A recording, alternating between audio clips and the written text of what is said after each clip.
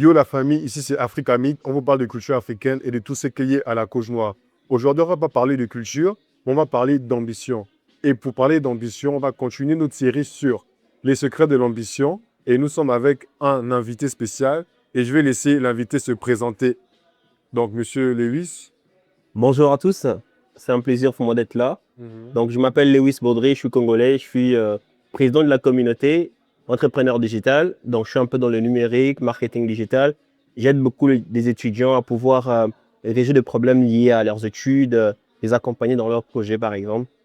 Donc, c'est un peu ce que je fais généralement, c'est un peu moi en tout cas. Donc, Monsieur Lewis, c'est vrai qu'on se connaît en aparté. Et donc, on ne va pas faire devant les caméras ce que vous voyez. On va se Bien sûr. tutoyer. Donc, je vais vous tutoyer. Je vais te tutoyer durant ce Bien sûr, aucun discours. problème. Et donc, bon, avant de commencer, le thème de ce podcast aujourd'hui, c'est pourquoi l'ambition s'éteint. Et donc, avant de demander pourquoi l'ambition s'éteint, comment tu définis l'ambition, par exemple? Donc, l'ambition, c'est un mot très fort et chacun peut le comprendre comment, disons, par rapport à son expérience, je peux le définir de plusieurs façons. Moi, pour moi, je pourrais dire que l'ambition, c'est vraiment c'est résoudre, par exemple, à pouvoir accomplir quelque chose. Le chemin, ce qu'on veut réaliser, les rêves qu'on porte dans notre cœur et même le processus durant lequel on s'est dit, voilà, on va procéder comme ça, on va aller comme ça pour pouvoir accomplir telle ou telle autre chose.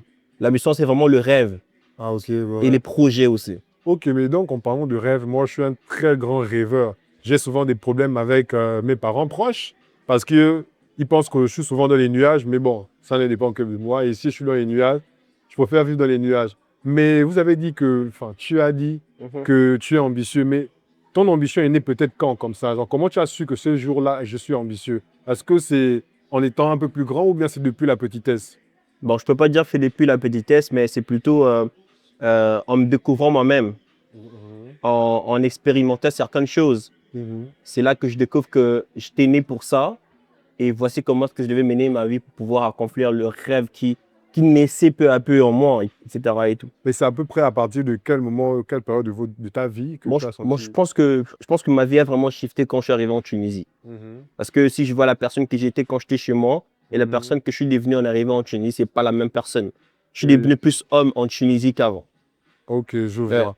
Et donc, quand on va rentrer dans le vif du sujet, je peux commencer à poser la question, pourquoi certaines personnes commencent avec une ambition immense et elles finissent par ne plus rien vouloir? Pourquoi, genre? Avant, par exemple, de poursuivre, moi, j'aurais une question à poser. Est-ce que vous avez déjà eu un rêve et qu'aujourd'hui, vous n'avez même plus envie de le poursuivre? Dans le podcast précédent, j'avais dit que moi, mon rêve avant, c'était de faire de la musique. Mais je ne peux pas dire que je n'ai plus envie de poursuivre ce rêve parce que indirectement, je ne peux plus être acteur principal. Donc, quand je dis acteur principal de la musique, je parle de la mesure où je ne peux plus rapper, par exemple. Tu vois, je ne peux plus rapper parce que, voilà, pas que je ne veux plus, mais les conditions font en sorte que je peux plus rapper. Parce que, voilà, j'ai grandi, bien que ça n'a aucun rapport, mais je suis dans différents secteurs déjà, tu vois. Et donc, Je comprends. je peux plus rapper, je peux plus me permettre de rapper parce qu'il y a d'autres, comment dirais-je, c'est pas le mot, d'autres responsabilités qui ne me permettent plus de rapper, par exemple. Et généralement, est-ce que tu as une idée pourquoi ça arrive? Pourquoi ça arrive qu'on avait un rêve et qu'on n'a plus envie de le poursuivre? Bon, peut-être, moi, je peux le dire dans la mesure où, genre, on n'a pas confiance en soi. Ouais. En vrai, on n'a pas confiance en soi parce qu'à cette période, quand je rappais et quand je faisais de la musique, je n'avais pas confiance en moi, je n'avais pas conscience de mon potentiel dans la musique. Et pourtant, j'étais très fort, hein. Enfin, selon moi, je pense que j'étais très fort. On a du talent. J'avais du talent, exactement. Mais j'attendais que ce sont les autres qui puissent dire que vas-y, tu peux rater, vas-y, tu peux faire ça, vas-y, tu peux faire ça. Et quand je n'avais pas ce retour des gens, parce que j'attendais que ce sont les autres qui me disent « Ah, vas-y, tu es fort » ou bien « Vas-y, vas-y, vas-y ». Et quand je me suis rendu compte que personne ne comptait sur moi ou personne ne voulait écouter ma musique en soi, je me suis dit ça ne sert à rien de rapper parce que, au fond, même si on dit on rappe pour soi, mais on rappe pour un certain public. Et genre, je n'avais pas passé au public à l'époque. Et c'est à partir de là que mon ambition pour la musique, elle est morte, quoi. Qu'en pense. Et aussi, moi, je voudrais aussi souligner également le fait que l'ambition est différente de la motivation permanente. Exactement. C'est-à-dire que tu peux être ambitieux, mais être fatigué. Exactement. Dans ce cas, on pourrait dire que ton ambition n'est pas forcément morte, mais peut-être que tu as simplement été fatigué de te battre. Oui, j'étais fatigué de me battre parce que je n'avais pas les armes nécessaires à cette période pour pouvoir continuer mon ambition. En accumulant plusieurs échecs, Exactement. en rencontrant plusieurs revers, tu as dû te dire, ah, écoute, est-ce que ça va vraiment le faire Et ou dis-toi pas? qu'à des moments, même, je me repose dans ma chambre et je me demande, mais si avec la mentalité que j'ai aujourd'hui, je retourne à cette période-là quand je rappelle, mais voilà, j'allais forcément éclore parce que peu importe, même si j'allais pas J'entends. devenir superstar dans la musique, Mhm. mais j'avais, enfin là, maintenant, j'ai les techniques et j'ai les ressources nécessaires pour pouvoir éclore, peu importe le domaine, peu importe le secteur d'activité. Même si je me retrouve au fin fond du Pakistan ou même dans le désert, je sais que tant qu'on me donne juste de quoi vivre, je peux me débrouiller pour pouvoir réussir en fait. Ouais. Et j'avoue que les échecs, les résultats qui n'aboutissent pas, ça peut nous fatiguer, ça peut nous épuiser. Mais ça ne tue pas forcément notre ambition. Donc, les gens aujourd'hui confondent les choses. Il faudrait être capable de dissocier, par exemple, que l'ambition est différente de la motivation permanente. Mais à quel moment, L'ambition, oui, pardon, sans vas-y. te couper, mais à quel moment on fait la différence entre l'ambition et la motivation et la discipline, ou bien du moins, à quel moment la discipline rentre en jeu dans tout ça? Donc, par exemple, comme je disais tout à l'heure, que l'ambition est différente de la motivation permanente. On peut rencontrer les épreuves, les échecs, et ça peut nous épuiser. Bien Ça ne veut sûr. pas dire que l'ambition est morte. L'ambition, ça reste déjà le rêve que tu as.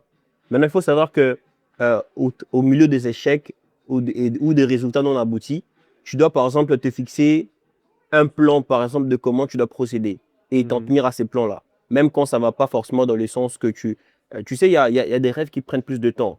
Il y a des projets qui prennent plus de temps. Maintenant, aujourd'hui, parfois, on est dans le mood qu'on veut vraiment, ça se passe forcément dans le délai qu'on avait. Mais il faut savoir aussi que voilà, il faut avoir la patience, pratiquer certaines rythmes pour pouvoir maintenir le cadre. Donc, en gros, si je ne me trompe pas, enfin, de ce que tu dis, pour que l'ambition ne puisse pas mourir, il faut réellement, d'une certaine façon, suivre les étapes, suivre un Exactement, s'en processus tenir à un nécessaire. plan. C'est-à-dire que ne pas fonctionner dans l'humeur.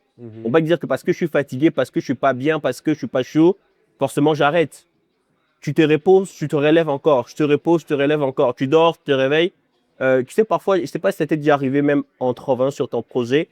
Tu n'arrives plus à réfléchir. Tu es dans le burn-out, par exemple. Et du moment où tu dors, tu te réveilles, tu sens que tu as un peu plus de force encore de continuer.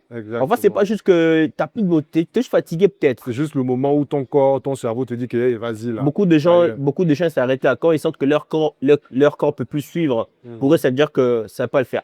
Donc, je disais, quel est le projet, puisqu'on parlait d'abord de moi, quel est le projet qui t'a fait en sorte que tu te dises que là, mon ambition est morte, ou du moins, je ne sais pas si je dois continuer, et tu t'es un peu frustré par rapport à la vie, je peux dire ça comme ça, et après, ça a tué ton ambition. En tout cas, pour parler de frustration, c'est sûr qu'il y a plusieurs projets dans lesquels je peux dire que, écoute, j'ai été découragé plusieurs fois, mais je préférais rester dans le cadre communautaire, par exemple, dans lequel j'exerce, où les gens peuvent comprendre la réalité de ce que je suis en train de vouloir dire.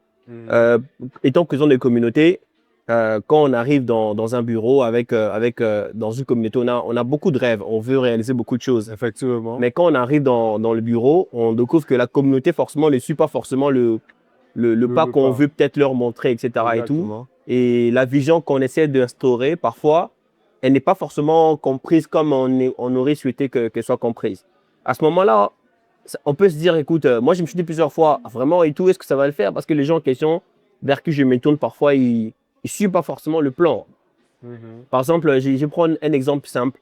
Quand on veut faire le recensement dans la communauté, on peut aller vers les communautaires, écoutez, remplissez un lien pour vous enregistrer, pour qu'on sache qui vous êtes, où vous êtes situé exactement, en cas où il y aurait un problème, qu'on sache directement qui est qui, comment est-ce qu'on peut intervenir. Mais je dirais que malgré plusieurs relances, même si vous écrivez en inbox aux personnes, vous allez voir qu'ils n'adhèrent pas forcément à l'idée.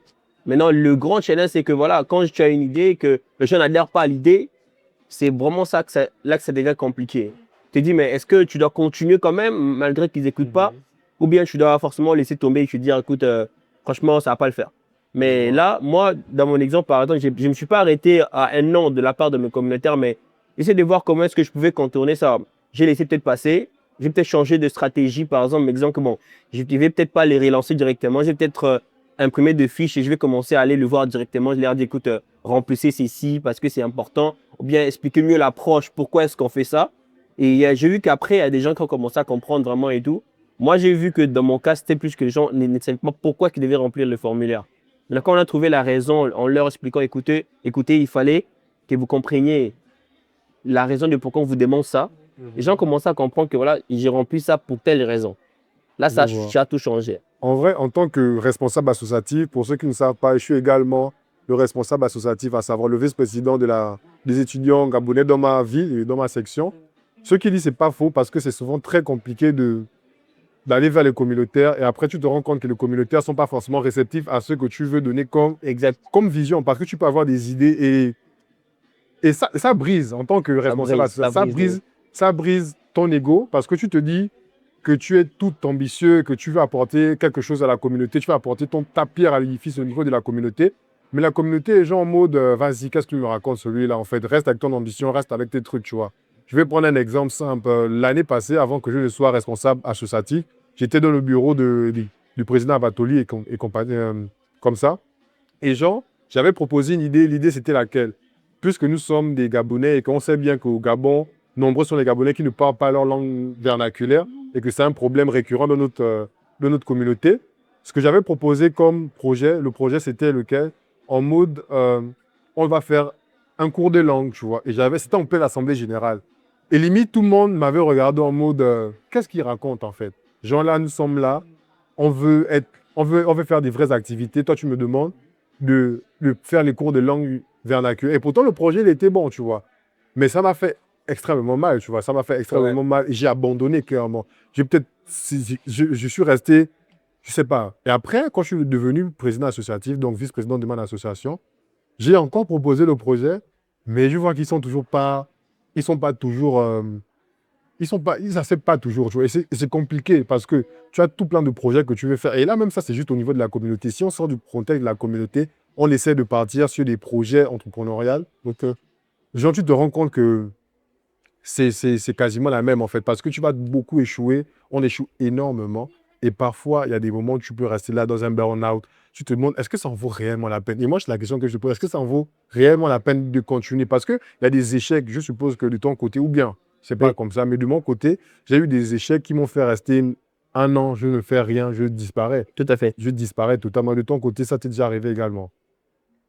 Genre, entrer dans. Genre, tu disparais parce que peut-être tu as connu un échec et tout. Et un échec vraiment conséquent, tu vois. Ça te pousse à te renfermer. Renfermer, peut-être pas forcément pour trouver une meilleure solution, mais juste disparaître. Et parce que là, on en vient réellement que je vais poser la prochaine question. Comment on gère l'échec? Ouais, c'est une très très bonne question. Je pense que moi, de mon côté, je peux dire que dans la vie, il faut accepter l'échec. C'est-à-dire que comme tu es prêt à accepter les succès, tu es prêt à accepter l'échec.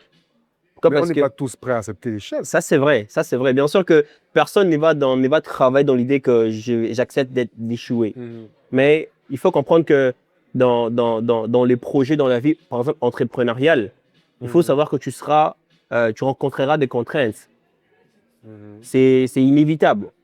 Et du coup, par exemple, quand tu as un projet que tu veux, par exemple, installer, sache que tout va pas forcément venir à toi parce que tu as décidé de commencer un tel projet. Tu vas rencontrer des gens qui ne seront pas forcément d'accord avec l'idée que tu proposes. Tu vas rencontrer des personnes qui ne comprennent pas forcément la vision que tu as. Mais non, ça prendra peut-être du temps. Mais avant ça, il y a ceux-là qui vont te dire non, qui vont refuser, qui ne vont pas t'accorder, par exemple, le sou que tu veux pour pouvoir entamer un projet, qui ne vont pas forcément te suivre dans ton plan. Les gens à qui tu proposeras ton plan d'action ne vont pas forcément même t'accorder du temps pour t'écouter. Ce sont des petits échecs. Mais ce n'est pas parce que tu as eu une barrière devant toi que forcément tu t'arrêtes par là. Maintenant, parce que là, le thème, c'est pourquoi l'ambition s'éteint, tu vois. Mais il y a des barrières qui sont immenses. Comment on fait pour dire que bon, je vais traverser cette barrière, en fait? Il y a des barrières qui sont immenses. Est-ce que là, ça devient maintenant de la force mentale ou bien... Parce que des fois, il faut accepter l'échec. Je comprends bien ce que tu dis. Mais il y a des échecs qu'on ne peut pas passer et qui restent traumatiques, en fait, tu vois. Yeah, ça, c'est vraiment vrai. Et c'est pour ça que moi, je voudrais partir sur un point important, le pourquoi. Par exemple, là, tu as dit, par exemple, comment est-ce que je dois. Avant d'arriver à un comment, il faut savoir un pourquoi. Ouais, pourquoi j'ai commencé un tel projet? Pourquoi j'ai décidé de me lancer en tête dans un tel projet? Si tu sais la raison qui t'a poussé, il y a un entrepreneur que j'aime bien, s'appelle Simon Sinek. C'est plus, tu as déjà vu déjà des conférences TED, n'est-ce pas? Oui, bien sûr, bien sûr. Si tu peux faire une recherche, il y a une conférence, il parlait, le titre plus c'est How great leaders inspire actions. Comment le grand leader inspire par les actions qu'ils sont en train de poser, etc. et tout. Tu verras qu'il a parlé du why, comme dans le Golden Circle. Le why, la raison de pourquoi est-ce que j'ai fait telle chose, par exemple, et tout. Tu vois. Les gens ont perdu le pourquoi. Tu vois. Donc, le pourquoi précède toujours le comment. Quand tu sais la raison, par exemple, qui te pousse à faire telle chose, tu vas rencontrer des embûches, tu vas rencontrer des blocages, mais c'est pas ça qui va te dire, écoute, je m'arrête par là ou pas, et tout. Parce que tu sais que la raison est plus grande que tous les processus que tu vas rencontrer et tout. Je pense que si on s'en tient plutôt à la raison, je pense que le reste n'a plus vraiment d'importance. Parce que imagine par exemple que dans le cas d'un père qui a une fille, par exemple, il sait que quand il va au travail, c'est pour que sa fille ait une bonne vie, puisse manger, puisse étudier. C'est son pourquoi, de pourquoi il travaille. C'est son pourquoi, c'est pas le temps parce que... Est-ce qu'il a le temps de s'inquiéter de comment? Ou bien de qu'est-ce qui va venir après, qu'est-ce qui va l'empêcher à faire tel truc? Pourquoi il est déjà là en fait? Il sait que il doit le faire parce que sa fille doit manger. C'est sa raison de pourquoi. Dès qu'il a son pourquoi, le comment, c'est plus quelque chose qui peut venir après, mais c'est gérable. En fait, donc, tant qu'on a la base, en fait, qu'est-ce qui nous a donné l'envie de faire cette chose en fait? Exactement. Donc, même si la barrière, elle est immense, mais si ton envie n'est pas assez, bah, donc là, à ce moment, ton ambition va peut-être mourir parce que tout à fait. Ton ambition n'était pas si grande que ça, en fait. Et il faut retenir que quand le pourquoi disparaît, le comment devient difficile. Ouais. Tu comprends? Ouais. Donc, les débuts, vraiment, c'est ça et tout. Le Simon Sinek, tu as le temps de regarder, il m'a beaucoup inspiré par rapport à cet aspect et tout. Je vois, pas faux, pas faux. Donc, voilà. Donc, l'ambition aussi, vraiment, c'est résumé au fait qu'il faut savoir pourquoi tu fais telle chose, tel projet. Pourquoi tu as tel rêve et tout. Exactement. Puisque nous sommes également des jeunes.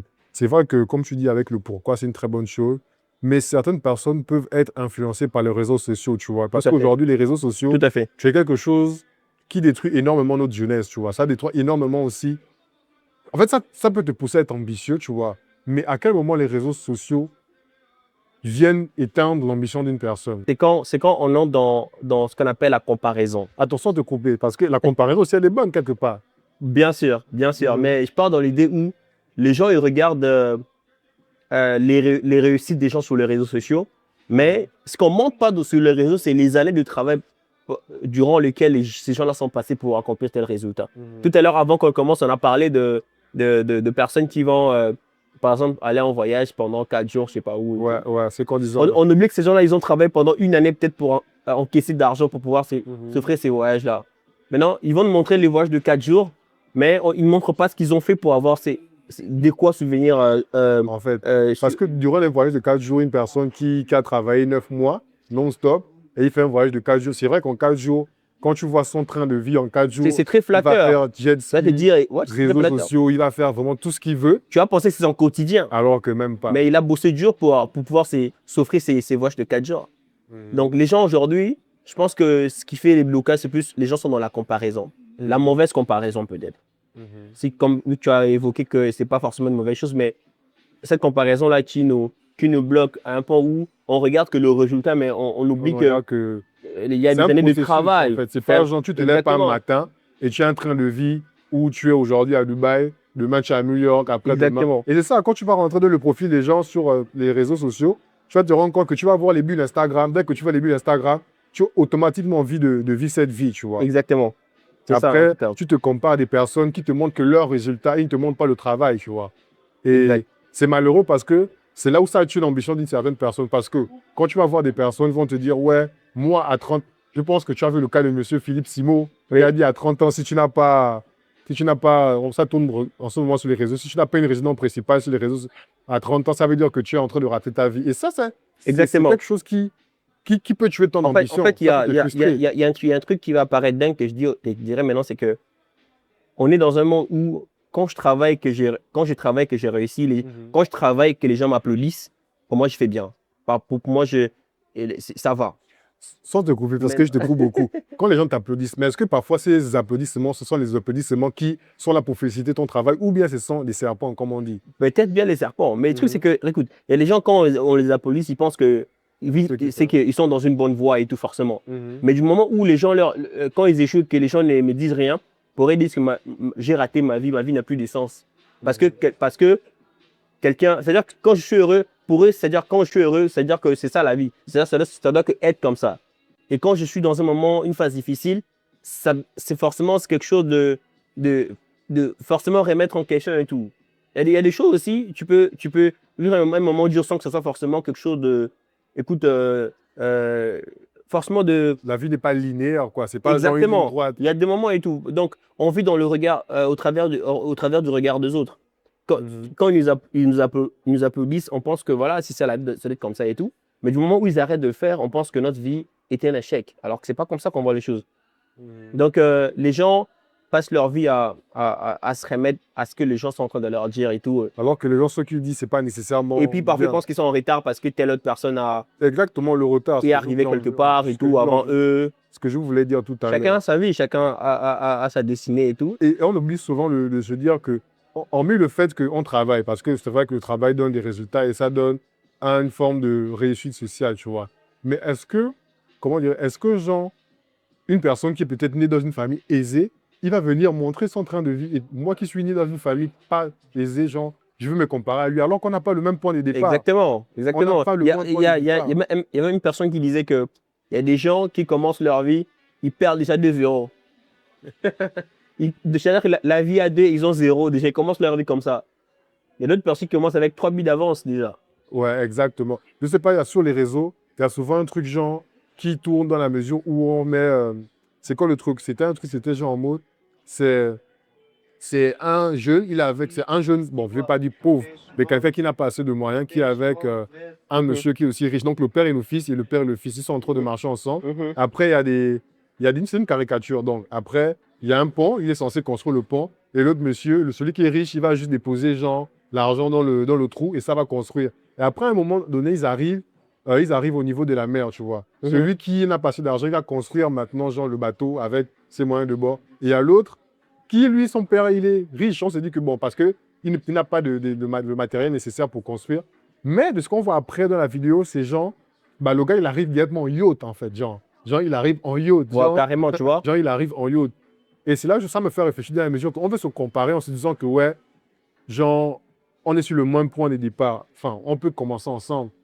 La course commence, ok, mais ça ne commence pas pour tout le monde au même niveau. Exactement. En fait, les gens regardent les résultats des autres, mais pas leurs années de travail. C'est un peu comme Steve Jobs, qui a connu beaucoup de revers dans sa vie, avant même d'aller chez Apple.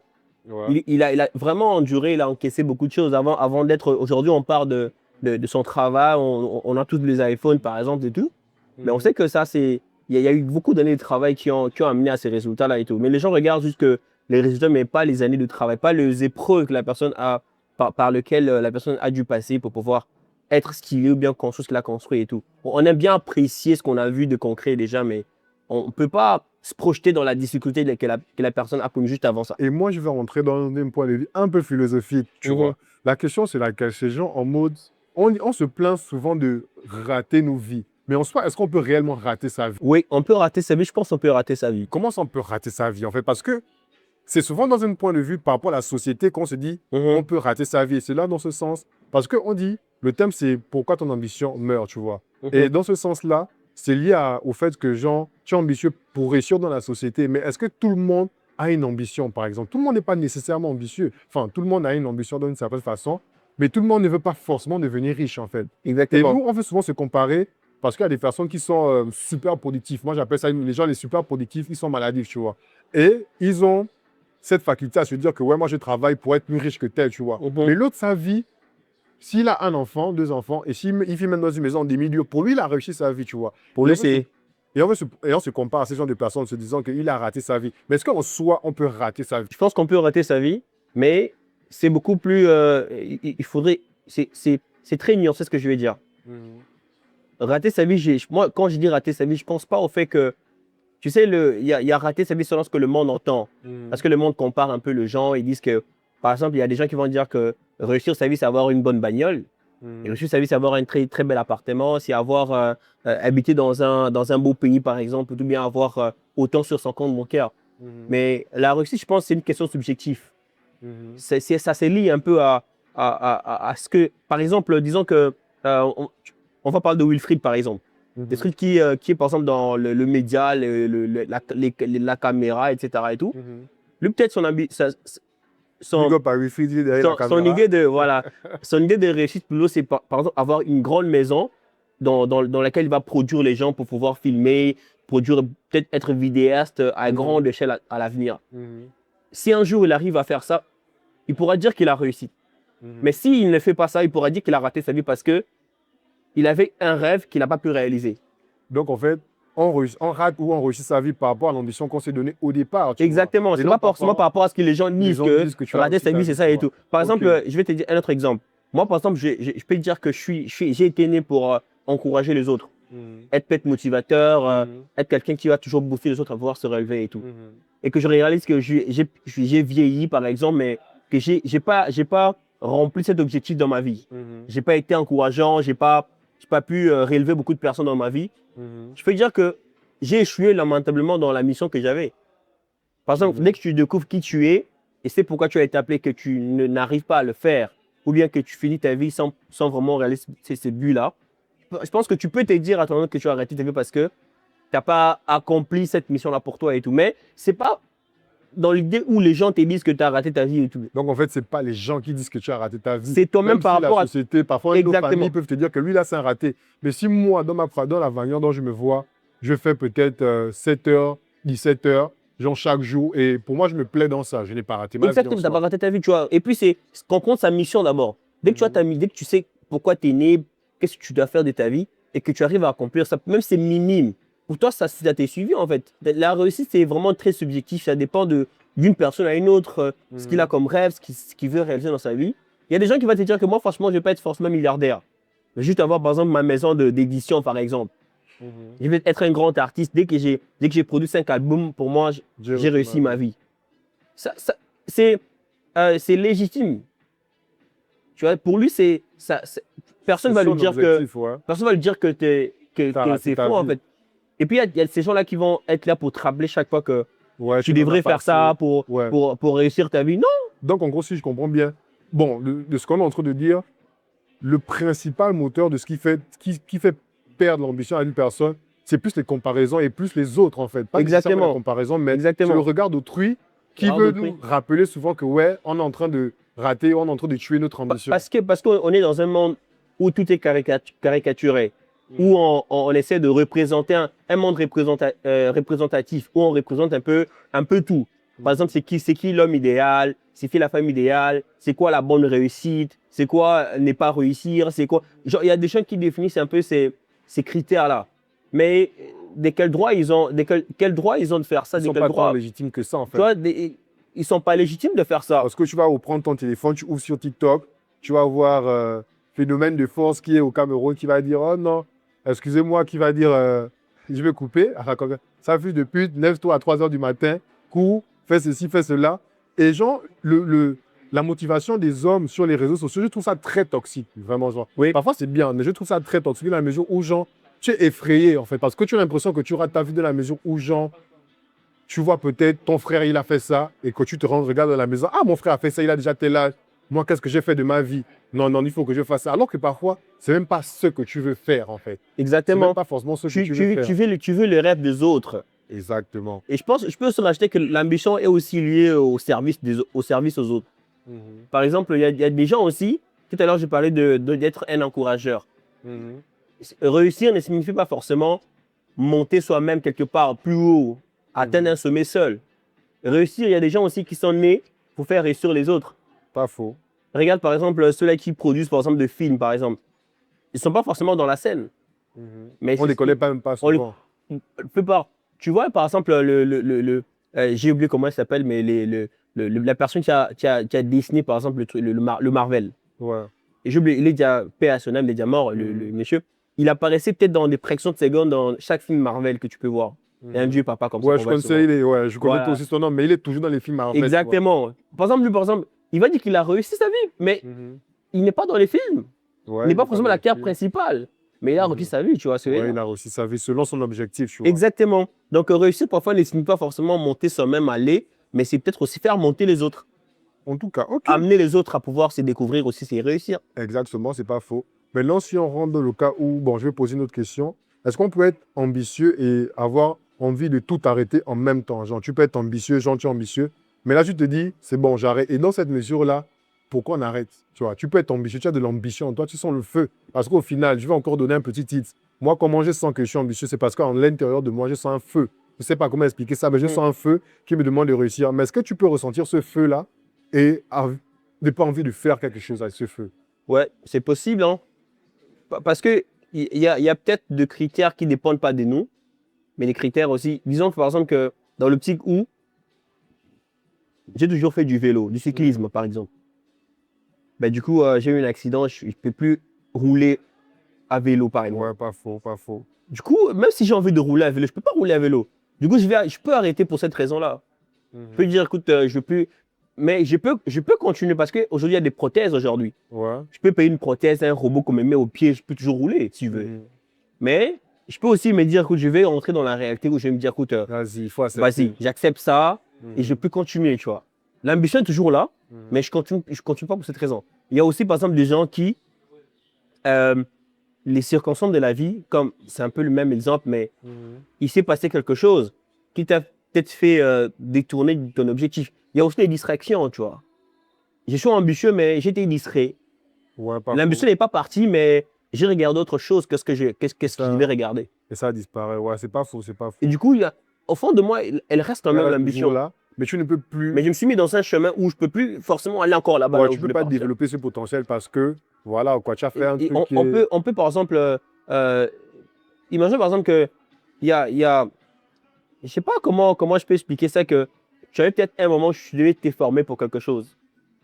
Parfois, on dit qu'il y a des choses qu'on peut apprendre à un certain âge, à un moment donné, tu peux ou ne pas apprendre. Imagine par exemple que avant tu étais en forme, tu étais intelligent, éloquent peut-être et tout. Et tu es peut-être tombé malade, tu as perdu ta mobilité à mieux parler, à mieux peut-être exercer le domaine que tu faisais.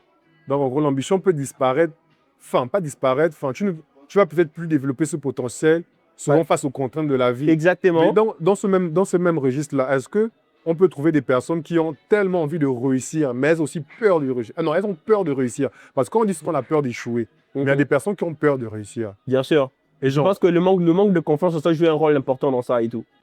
Parce qu'il y a des gens, je vais t'expliquer, il y a des gens qui ont... Moi, avant, je me disais que je n'ai pas envie de trop réussir, mais ma motivation était celle-ci. Je ne voulais pas que les gens me voient. J'avais peur qu'ils soient forcément devant, que les gens me disent que toi, tu es devant, tu vois. Toi, c'est qui, en fait? Exactement. Tu vois ce que je veux dire? Genre, je ne m'assumais pas. Je ne voulais pas m'assumer au devant des gens, par exemple. Donc, tu ne veux pas assumer celui que tu es réellement, exactement. En fait, parce que tu as peur. Même pas... En fait, tu sais que tu peux réussir, mais tu as peur de réussir. Tu n'as pas tant peur d'échouer, parce que la peur de l'échec, quasiment tout le monde avant. Mais si tu es ambitieux... J'ai peur que les gens me regardent. Ouais. Mais je sais que je suis compétent. Est-ce que tu es légitime? En fait, la question que tu te demandes, est-ce que je suis légitime de réussir? Exactement. Il y a même des gens qui pensent qu'ils n'ont pas le droit de faire telle chose. Ils se sentent persuadés qu'ils n'ont pas le droit. Pas faux. Quand je vais revenir avec le même exemple au début, comme je disais, avec la musique, je ne me sentais pas légitime. En vrai, je ne me sentais pas légitime de réussir. J'attendais que c'était. Je pense que c'est résumé à une certaine catégorie de personnes, pas toi. Voilà, genre, en fait, je ne me sentais pas légitime parce qu'à cette époque-là, voilà, on était bien, on était un groupe de frangins, mais ils réussissaient plus que moi, tu vois. Ouais. Et ils avaient plus de succès que ce soit. C'est un truc à eux, mais pas à toi. En fait, je me disais, est-ce que c'est forcément moi? Mais en fait, avec du recul et quand j'ai commencé à changer, à faire plus de choses, avec des actions, j'ai eu confiance en moi et je me suis demandé, mais en vrai, j'étais légitime, en fait. Tu vois ce que je veux dire? Et j'avais juste peur de réussir. Moi, il y a un truc que je dis aux gens, c'est que dans ce monde, tu as ta place partout. Partout, en fait. Ouais. Si tu veux jouer au foot, tu as ta place. Si tu veux chanter, tu as ta place. Si tu veux, par exemple, être un grand écrivain, tu as ta place dans l'écriture. En fait, nous sommes dans un champ infini de possibilités. Exactement. Et tu dois juste prendre ta possibilité. Tu as ta place dans tout, en fait. Il n'y a pas une place réservée à certaines personnes ou pas à d'autres. Tu as ta place partout. Dans les cinémas, dans chaque chose, tu as ta place. Exactement, quoi. Que ce soit dans le cinéma. Mais le problème, c'est qu'on arrive souvent à nous dire, ouais, nous sommes africains, certaines choses qu'on ne peut pas faire. Mais au final, moi, je pense que nous sommes en 2026. OK, il y a beaucoup de choses que les Africains ne peuvent pas faire d'une certaine façon. Mais au final, on peut tout faire. Aujourd'hui, j'ai vu Angélique Kidjo. Elle a eu son étoile à Hollywood, en fait. Exactement. Et c'est la première Africaine, tu vois. C'est une dinguerie de savoir qu'en 2026, une Africaine béninoise, précisément, elle a son étoile à Hollywood, en fait. Exactement. Donc, en fait, tu te rends compte que vraiment, tout est possible. Tout est possible. Vraiment, tout est possible. Et aujourd'hui, tu verras que beaucoup d'Africains, de plus en plus aujourd'hui, ils sont en train de marquer le monde dans beaucoup de domaines.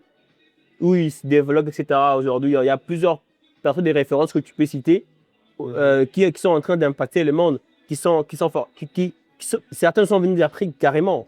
Clairement, ouais, pas faux, ce que je dis. Et genre, dans ce contexte, c'est toujours pourquoi l'ambition s'éteint. Est-ce que le fait que, genre, comment dirais-je, est-ce que le fait que quand j'ai déjà réussi mon ambition, je suppose que tu veux peut-être atteindre un truc genre, bon, tu dis ça comme ça, 500 millions dans ton compte, et tu as des investissements par-ci, par-là, et tu ne veux pas plus. Est-ce que là, ton ambition peut s'éteindre, par exemple? Bon, ouais, je pense pas que ça elle va s'éteindre, mais tu vas plus entrer dans un mood où tu vas juste ne plus forcer ça. C'est que l'ambition est toujours là, mais tu vas peut-être atteindre l'objectif que tu voulais atteindre. Par exemple, il y a des paliers à chaque ambition, à chaque Oui, rêve. justement. Mais est-ce qu'à un moment donné, genre, l'ambition arrive à saturation? Genre, là, on arrive à un seuil que là, c'est bon, en fait, je n'ai plus besoin d'être encore plus ambitieux que ça, en fait. Je pense que oui, parce que Là, ça dépend aussi de la personne. exactement, mais ça dépend de la personne, mais aussi, il faut savoir que la mission, c'est un peu comme un objectif. Par exemple, toi, tu veux être un docteur dans le finance, par exemple. Dès que tu es docteur, c'est fou, c'est bon, tu n'as pas besoin de. Mais est-ce qu'après, docteur, j'ai envie de peut-être d'être agrégé? Par exemple, mais il y a des gens pour lui, ils pensent que ça suffit. Et donc, en gros, Mais il y a d'autres aussi qui vont vouloir aller encore plus loin que ça. je peux dire que, genre, l'ambition s'éteint seulement selon, en fait, selon l'objectif que tu t'étais donné de ton ambition par rapport à dire que, bon, ok, là, je vais arriver. Mais il faut aussi avoir que, quand on est trop ambitieux, ça peut être dangereux également. Parce que là, l'ambition devient maintenant, l'ambition devient péjoratif, en fait. Qu'on va te dire que toi, tu es ambitieux. Parce qu'avant, enfin, moi, quand on me dit que je suis ambitieux, moi, je le prends positivement.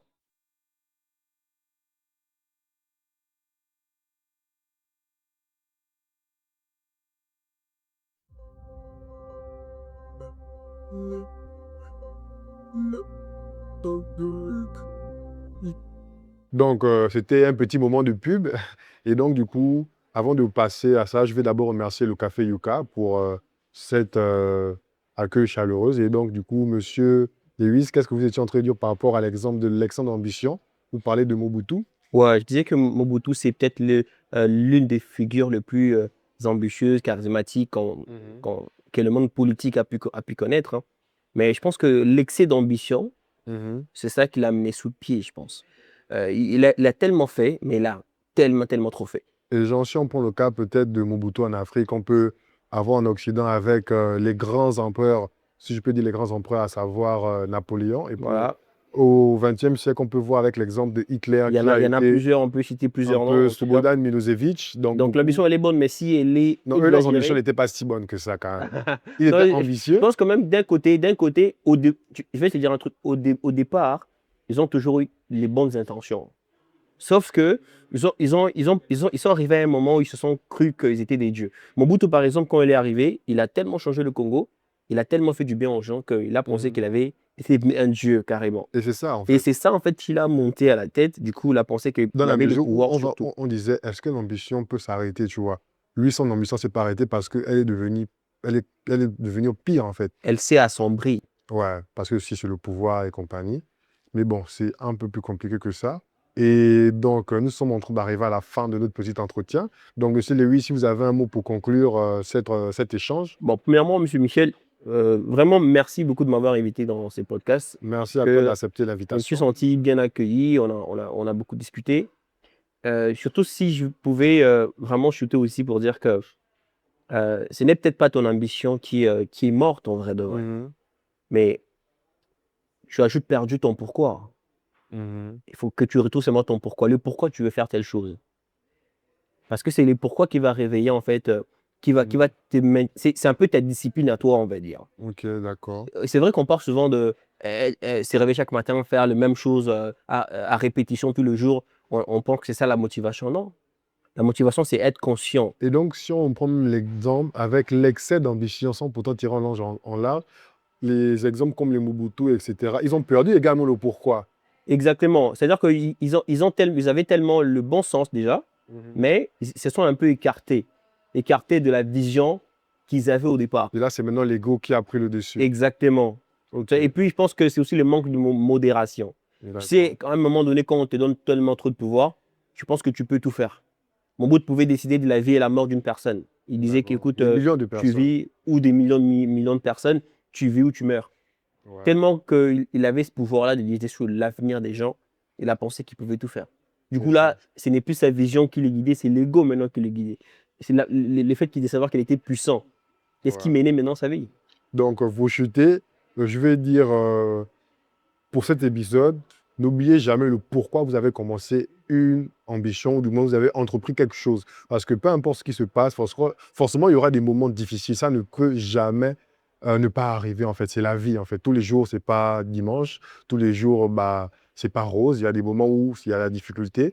Comme avec les saisons, il y a des jours où il pleut, il y a des jours où il y a le soleil, il y a les jours où bah, le temps est sombre. Et pendant ces moments sombres-là, ne vous dites pas que votre ambition est morte. Dites-vous pourquoi j'ai commencé à entreprendre cette chose. Et dès l'instant où vous avez le pourquoi, vous allez avoir le comment. Et tout va se passer comme sur des roulettes. Donc, merci, Monsieur Lewis, d'être venu à cette interview. Et je suis vraiment ravi parce qu'il y a eu des échanges passionnants. Et je pense que je rentre de chez moi, enfin, je vais rentrer chez moi avec tellement de choses. Parce que moi aussi, également, j'avais perdu une petite ambition à côté. Et je pense qu'avec cette question et ce podcast, je me rappelle que je dois retourner vers mon pourquoi. Donc, Exactement. En tout cas, la phrase fétiche, c'est de savoir quand le pourquoi disparaît, le comment devient très difficile. d'accord. Merci Donc, beaucoup, M. Michel. merci. Ouais. Manzai.